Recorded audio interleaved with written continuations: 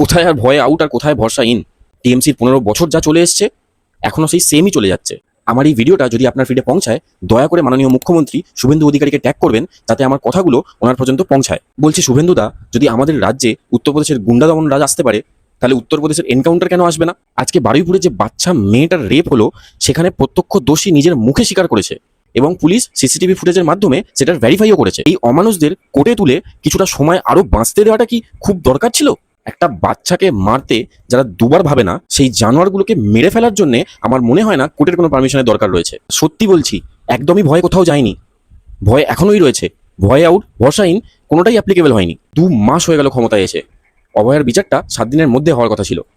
আজকে অভয়ের মাও সেম কথাই বলছে। আর ওই সেকু মাকু এবং উগ্রপন্থী মুসলিম সাপোর্টাররা সেই অভয়ের মাকে নিয়ে আজকে মিম বানাচ্ছে। শুভেন্দুদা, অনেক দিন তো হয়ে গেল, এবার তো অভয়ের মাকে বিচারটা পাইয়ে দিন। আর বারুইপুরের ঘটনাতে সবাইকে ধরা যখন হয়েই গেছে, তাহলে তাদেরকে কোর্টে তোলার তো কোনো মানে হয় না।